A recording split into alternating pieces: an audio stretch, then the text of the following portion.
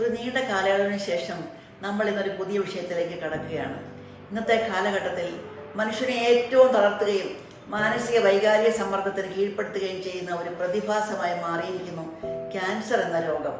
2 ദശകത്തോളം cancer രംഗത്ത്, പ്രത്യേകിച്ച് Thiruvananthapuram regional cancer സെൻ്ററിൽ ചീഫ് നഴ്സിംഗ് ഓഫീസറായി പ്രവർത്തിച്ചും പഠിപ്പിച്ചും സേവനം ചെയ്തും രോഗി ശുശ്രൂഷ നടത്തിയും ലഭിച്ച എൻ്റെ അനുഭവജ്ഞാനം നിങ്ങളോട് പങ്കുവയ്ക്കാനും അതിലൂടെ ക്യാൻസർ എന്ന രോഗത്തെ മനസ്സിലാക്കാനും ആരോഗ്യപരമായി കൈകാര്യം ചെയ്യാനും മറ്റുള്ളവരെ സഹായിക്കാനും ഈ എപ്പിസോഡുകൾ ഉപകാരപ്രദമാകുമെന്ന് ഞാൻ വിശ്വസിക്കുകയാണ്. ഒരു ജീവിതശൈലി രോഗമെന്ന നിലയിലാണ് ക്യാൻസറിനെ ഇപ്പോൾ പരിഗണിക്കുന്നത്. പുരുഷന്മാരിൽ കണ്ടുവരുന്ന ക്യാൻസറിൽ 60%, സ്ത്രീകളിൽ 68% ജീവിതശൈലിയുമായി ബന്ധപ്പെട്ടവയാണ്. ഇതിൽ പുരുഷന്മാരിൽ 1,00,000 പേരിൽ 100 മുതൽ 270 വരെയും സ്ത്രീകളിൽ 100 മുതൽ 220 വരെയുമാണ് ക്യാൻസറിന്റെ തോത്. ഇന്ത്യയിൽ ഒരു വർഷം 13 ലക്ഷം പേരിലും കേരളത്തിൽ 65,000 പേരിലും ക്യാൻസർ കണ്ടെത്തുന്നു. കേരളത്തിൽ ക്യാൻസർ രോഗികളുടെ എണ്ണം ഓരോ വർഷവും കൂടി വരികയാണ്. സ്വതവേ ആളുകൾ പേടിക്കുന്ന ഈ രോഗം ഭയപ്പെടുത്തുന്ന വിധത്തിലാണ് ഇപ്പോൾ വ്യാപിക്കുന്നത്. അതുകൊണ്ട് തന്നെ ഇന്ന് കേരളത്തിൽ ഈ രോഗം വലിയൊരു പൊതുജനാരോഗ്യ പ്രശ്നമായി മാറിയിരിക്കുകയാണ്. ഈ സാഹചര്യത്തിലും രോഗത്തെക്കുറിച്ചുള്ള അജ്ഞതകളും മിഥ്യാധാരണകളും സമൂഹത്തിൽ മാറിയിട്ടില്ല. രോഗം കണ്ടെത്തുന്നതിലും കൃത്യമായി ചികിത്സിക്കുന്നതിലും രോഗികളുടെ സമീപനങ്ങളിലും എല്ലാം ഇത് പ്രതിസന്ധി സൃഷ്ടിക്കുകയാണ്. കേരളത്തിലെ ക്യാൻസറിന്റെ വ്യാപനം, സ്വഭാവം, വൈവിധ്യം എന്നിവയിലൊക്കെ രാജ്യത്തെ മറ്റു മേഖലകളുമായി ചില വ്യത്യാസങ്ങളുണ്ട്. ചില ക്യാൻസറുകൾ കൂടുകയും ചിലത് കുറയുകയും ചെയ്യുന്നു. കേരളത്തിൽ പൊതുവെ കൂടിക്കൊണ്ടിരിക്കുന്ന ക്യാൻസറുകൾ സ്തനാർബുദം, ബ്ലഡ് ക്യാൻസർ, ശ്വാസകോശ ക്യാൻസർ, ലിംഫോമ, പ്രോസ്റ്റേറ്റ് ക്യാൻസർ, ആമാശയ ക്യാൻസർ, തൈറോയ്ഡ് ക്യാൻസർ, മലാശയ ക്യാൻസർ എന്നിവയാണ്.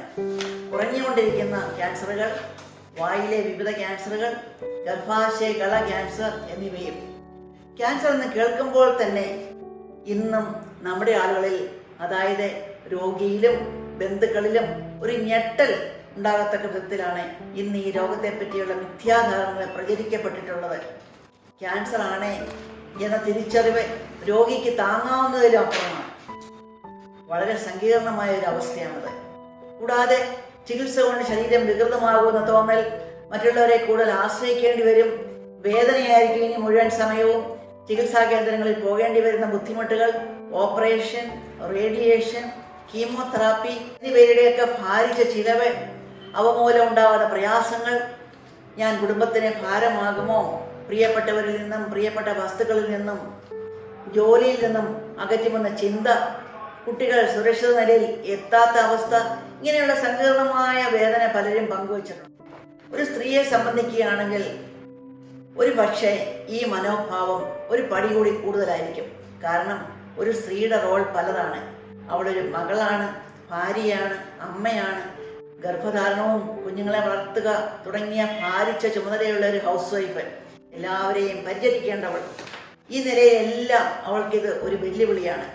ഇതിനെല്ലാം ഉപരി ചികിത്സയുടെ ഭാഗമായി പ്രത്യേകിച്ച് ശസ്ത്രക്രിയയോടുകൂടി ശരീരഭാഗങ്ങൾ നഷ്ടപ്പെടുമെന്നും മുടി കൊഴിഞ്ഞു പോകുമെന്നുമുള്ള ഒരു ഭീതിയും അവൾക്കില്ലാതില്ല. ഇങ്ങനെയൊക്കെ ചിന്തിച്ച് ചികിത്സയ്ക്ക് എവിടെ പോകണം, ഏത് ഡോക്ടറെ കാണണം എന്നൊക്കെ സംബന്ധിച്ച് സാധാരണക്കാർക്ക് ഒരു തീരുമാനത്തിലെത്തുക എന്നത് വലിയൊരു പ്രശ്നമാണ്. എന്താണെന്ന് വെച്ചാൽ ശരിയായ വിവരം എവിടെ നിന്ന് ലഭിക്കും, ആരോടാണ് ചോദിക്കേണ്ടത്, ആര് പറയുന്നതായിരിക്കും ശരി, അത് വെച്ച് ഇങ്ങനെയുള്ള രോഗികളെ തേടിപ്പിടിക്കും. അവരിൽ നിന്നും കുറെ അനുഭവങ്ങളും തെറ്റും ശരിയുമായ കുറെ വിവരങ്ങളും ലഭിക്കും. കൂടാതെ പഠിപ്പുള്ളവരാണെങ്കിൽ മാധ്യമങ്ങളിലൂടെയും പുസ്തകങ്ങളിലൂടെയും കുറെ അന്വേഷണങ്ങൾ നടത്തും. ഇതിൽ നിന്നൊക്കെ വ്യത്യസ്തമായി ഈ രോഗം വന്നാൽ ധൈര്യത്തോടെ ഇതിനോട് പൊരുത്തപ്പെടാൻ അടിസ്ഥാനപരമായ ചില കാര്യങ്ങൾ നമ്മൾ മനസ്സിലാക്കണം. അതാണ് പ്രധാനമായും ഈ എപ്പിസോഡിൽ വിവരിക്കുന്നത്. ആയിഷ ഹെൽത്ത് കെയറിന്റെ ക്യാൻസർ അടിസ്ഥാന വിവരങ്ങൾ എന്ന ഈ എപ്പിസോഡിലേക്ക് സ്വാഗതം. ധാരാളം പേർ ഇന്നും ചോദിക്കുന്ന ചോദ്യമാണ് ക്യാൻസർ ക്യൂറബിൾ ആണോ, പകരുന്നതാണോ എന്നൊക്കെ. ഇതുപോലെയുള്ള തെറ്റിദ്ധാരണകളും ആശങ്കകളും നമ്മൾ മാറ്റണം. ക്യാൻസർ ക്യൂറബിളാണ്, ചികിത്സിച്ച് ഭേദമാക്കാവുന്നതാണ്. ക്യാൻസർ ചികിത്സാ രംഗത്ത് ഒട്ടേറെ മുന്നേറ്റങ്ങൾ ഉണ്ടായിക്കൊണ്ടിരിക്കുകയാണ്. നവസങ്കേതങ്ങളുടെ വികാസത്തോടെ ക്യാൻസറിനെ ഭയപ്പെടേണ്ട സ്ഥിതി മാറിയെന്നും ആരംഭത്തിൽ കണ്ടുപിടിച്ചാൽ രോഗം ഫലപ്രദമായി ചികിത്സിച്ച് ഭേദമാക്കാമെന്നും മറ്റുള്ളവ നിയന്ത്രിച്ച് കൊണ്ടുപോകാവുന്നവയുമാണ് എന്നും അർബുദ രോഗ വിദഗ്ധർ അഭിപ്രായപ്പെടുന്നു. പക്ഷേ ഇന്ന് ക്യാൻസർ ചികിത്സയ്ക്ക് എത്തുന്ന 70 തൊട്ട് 80% രോഗികളും രോഗം മൂർച്ഛിച്ചു കഴിഞ്ഞ്, അതായത് അഡ്വാൻസ്ഡ് സ്റ്റേജിലാണ് ചികിത്സയ്ക്ക് വരുന്നത്. എൻ്റെ അനുഭവത്തിൽ ഇതിന് പല കാരണങ്ങളും ഞാൻ കണ്ടിട്ടുണ്ട്. ചിലർ അസുഖത്തിൻ്റെ സൂചനകൾ കണ്ടാലും രഹസ്യമായി വയ്ക്കും.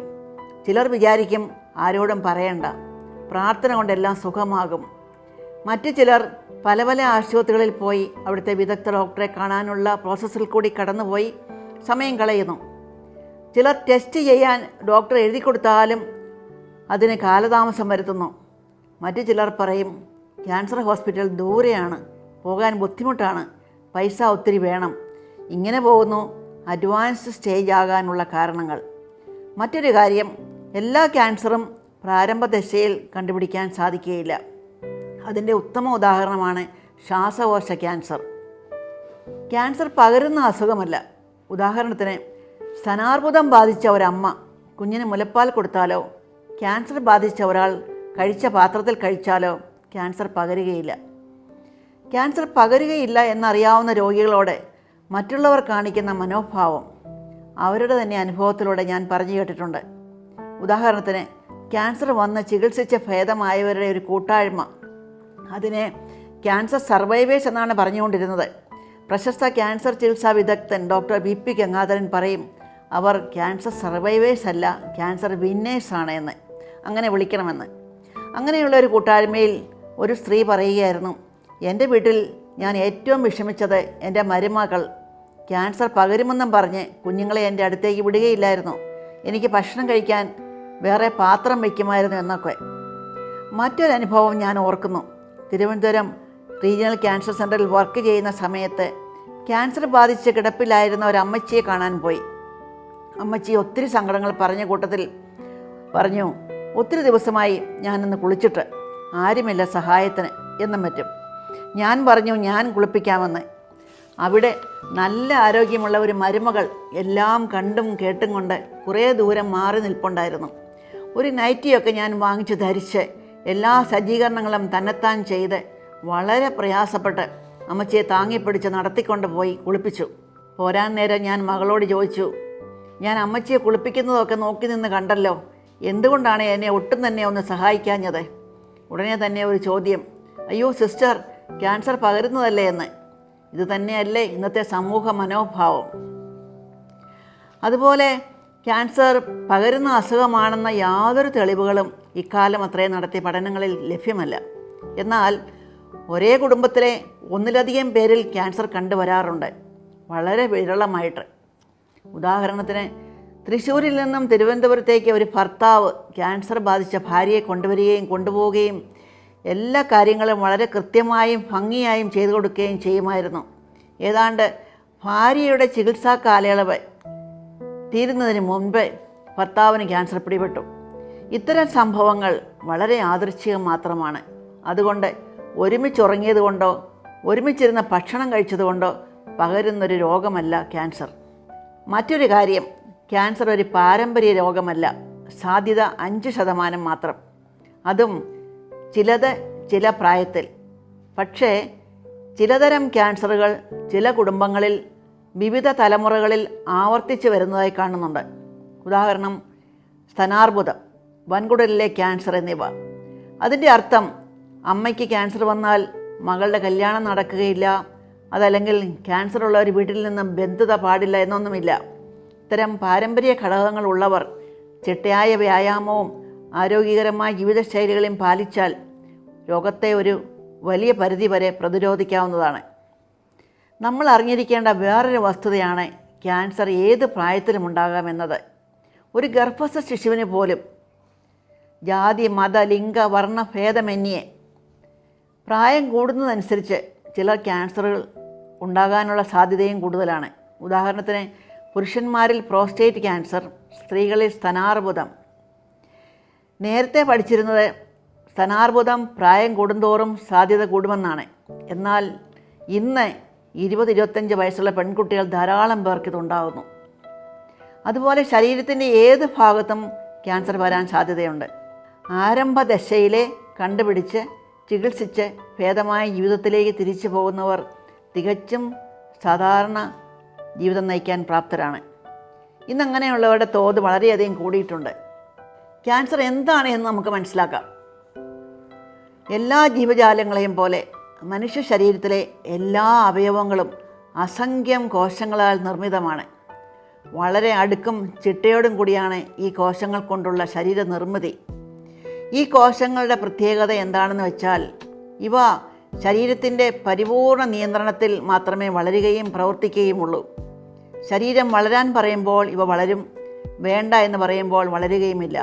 മാത്രമല്ല, ഓരോ കോശത്തിനും നിയതമായ ഒരു സമയം നിശ്ചയിച്ചിട്ടുണ്ട്. ആ സമയത്തിനപ്പുറം ഒരു സെക്കൻഡ് പോലും ആ കോശത്തിന് ജീവിക്കാൻ പറ്റുകയില്ല. അങ്ങനെ വളർച്ച പൂർത്തിയാക്കിയ കോശങ്ങൾ നശിക്കുന്നതിനനുസരിച്ചും ശരീരത്തിൻ്റെ വളർച്ചയും വികാസവും നടക്കുന്നതനുസരിച്ചും കോശവിഭജനം വഴി പുതിയ കോശങ്ങൾ ഉണ്ടാകുന്നു. സാധാരണഗതിയിൽ മുൻപ് പറഞ്ഞതുപോലെ ശരീരകോശങ്ങൾ പ്രത്യേക ചിട്ടയായും നിയന്ത്രണ വിധേയവുമായിട്ടാണ് വിഭജിക്കപ്പെടുന്നത്.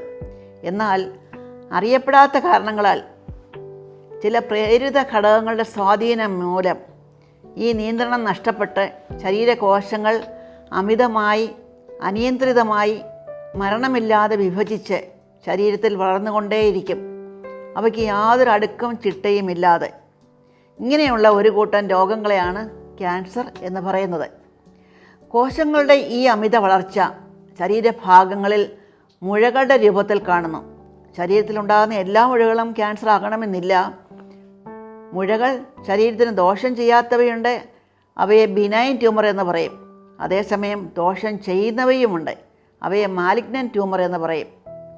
അവ ത്വരിത വളർച്ചയുള്ളവയും മറ്റ് ശരീരഭാഗങ്ങളിലേക്ക് വ്യാപിക്കുകയും ചെയ്യും. നല്ല കോശങ്ങൾ ഒരിക്കലും അടുത്തുള്ള കോശങ്ങളെ ആക്രമിക്കുകയോ നശിപ്പിക്കുകയോ ഇല്ല. പക്ഷേ ക്യാൻസർ കോശങ്ങൾ അടുത്തുള്ള കോശങ്ങളെ ആക്രമിക്കുകയും നശിപ്പിക്കുകയും ചെയ്യും. ക്യാൻസറിൻ്റെ പ്രതീകം തന്നെ ഞണ്ട് ആണല്ലോ. നമ്മൾ കടപ്പുറത്ത് കാണുന്നത് പോലെ അതിൻ്റെ നഖം കൊണ്ട് വഴി മാന്തി അവ സഞ്ചരിക്കും. എവിടെ നിന്നാണോ ക്യാൻസർ തുടങ്ങുന്നത് അതിനെ പ്രൈമറി സൈറ്റ് എന്നും കോശങ്ങൾ മറ്റ് ഭാഗങ്ങളിലെത്തുമ്പോൾ അതിനെ സെക്കൻഡറി സൈറ്റ് അല്ലെങ്കിൽ സെക്കൻഡറീസ് എന്നും പറയും.